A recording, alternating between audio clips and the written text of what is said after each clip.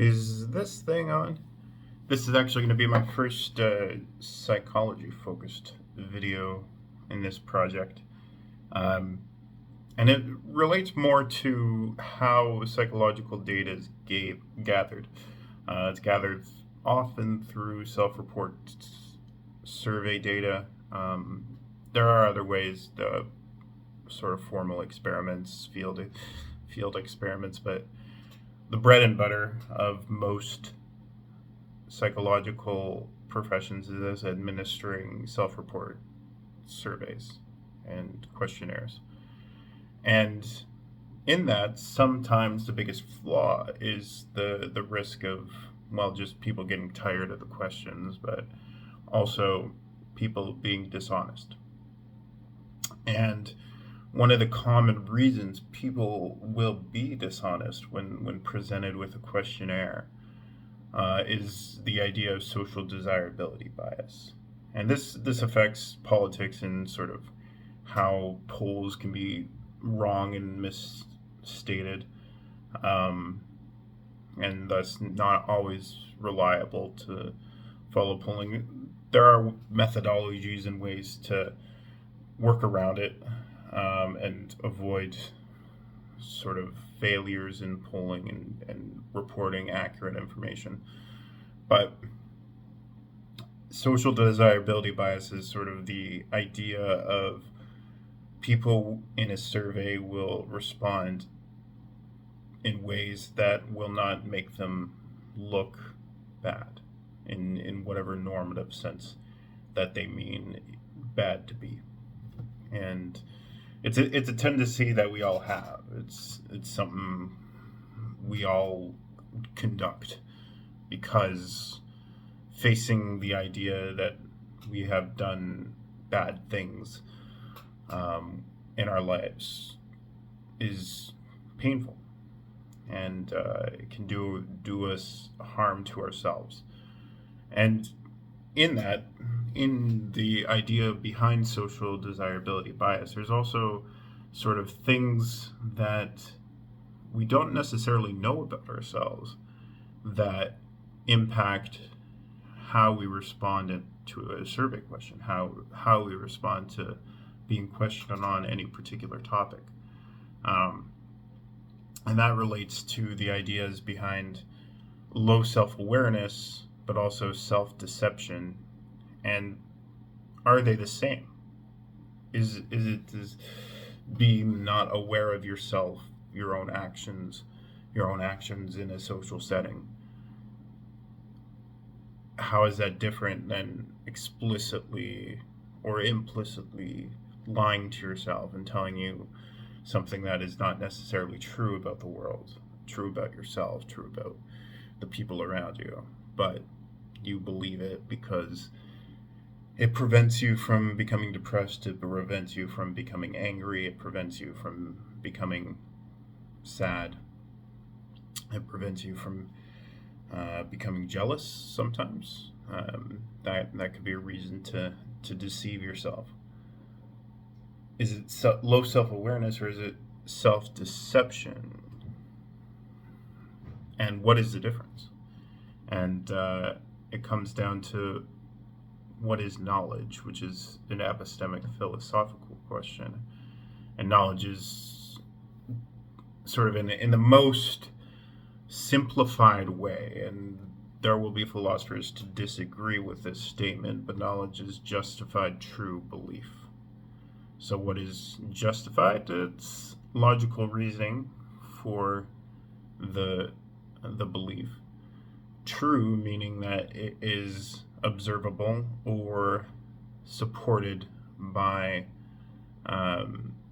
pragmatic action, but sort of the leading ideas behind truth is it's observable, but even then there will be people to say there's truths that are not necessarily observable.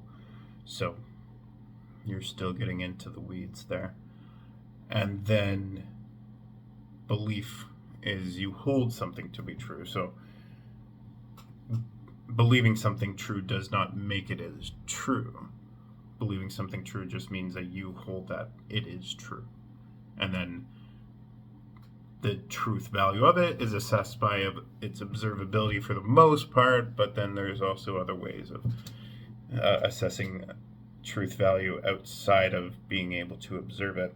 And then justified, meaning the reasons that you are providing for the belief is in line with the observations that you are able to make. So, why are we defining knowledge in this way? Well, if you don't have awareness of yourself, you don't have knowledge of yourself. You don't have justified true belief about who you are, whether it be either your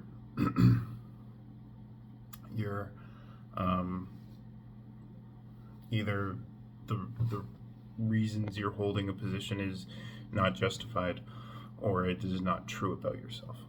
So that's low self-awareness, no knowledge. Whereas self-deception is you believe something to be true that isn't true. So it's a contradiction is what self-deception is. You're believing something to be true that isn't true about yourself. And this is important in psychological data because you want to find ways, and there are ways within research methods of psychology, to determine if the person who's responding to your questions, they just don't know, or they believe something to be true that isn't true.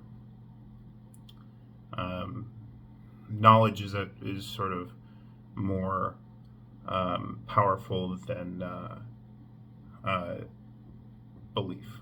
So self-deception is actually not as, I would say, critical of a philosophical error than low self-awareness. Low self-awareness is potentially more dangerous for yourself than the idea of deceiving yourself. But both are not good in terms of how you relate to other people. Both have the ability to either cause you to suffer or cause others to suffer. And you need to try your best to have a realistic view of yourself. And it's not necessarily an easy thing to do. There's more work involved in that. And one thing I would say is never underestimate people's capacity for laziness, people's capacity to want to take shortcuts.